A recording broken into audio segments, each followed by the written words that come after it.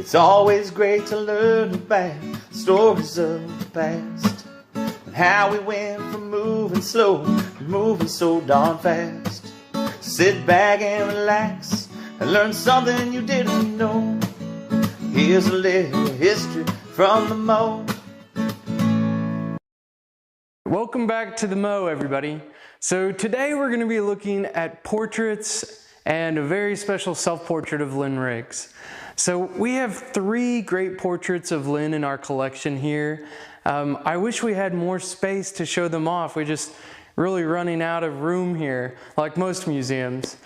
This one is really fascinating. It's by Marion Greenwood.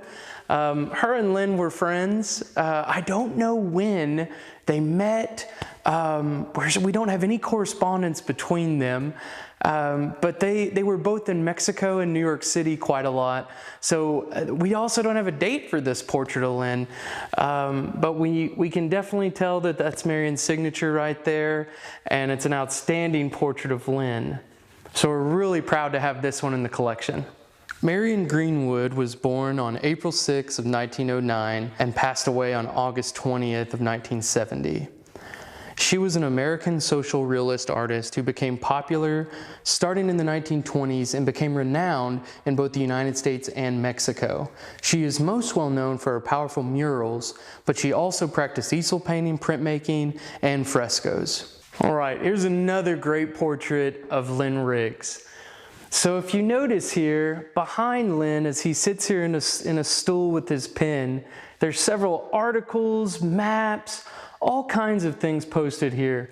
One of my favorite details that this artist, Willie Casso, left for us to see is this beautiful little cutout of this island. Can everyone see this right up here? So if you look right there in that circle, it says shelter. So this is a map that used to hang in the Lynn Riggs Memorial here of Shelter Island, where Lynn built a house at and lived right off of St. Mary's Road.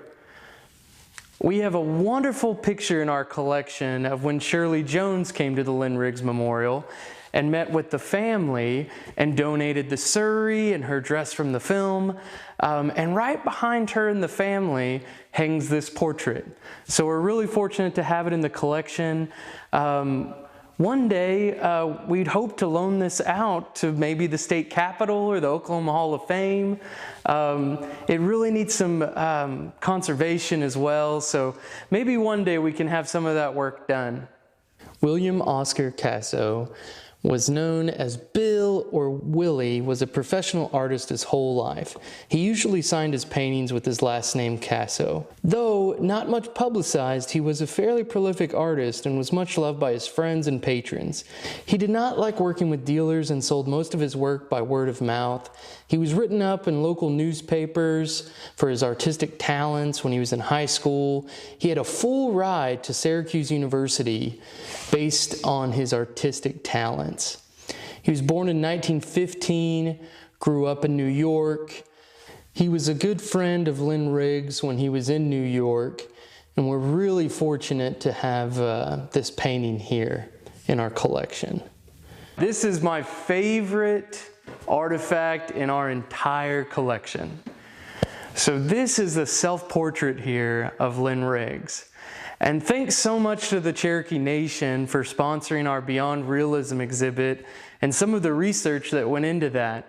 I got to take a week trip up to New Haven, Connecticut, and do a lot of great research at the Beinecke. I was probably there 12 hours a day.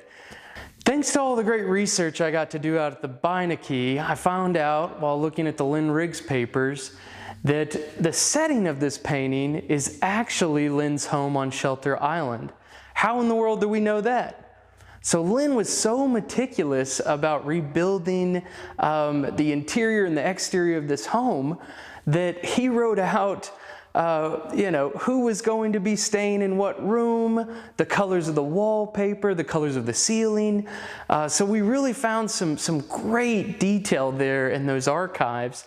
And Mexican pink was the color that he chose for the kitchen. So that's how we really know exactly where this is. One of the neatest photos that we have in our collection here shows Lynn in his New York City apartment off Christopher Street, posing in front of his self-portrait where he's cutting flowers here.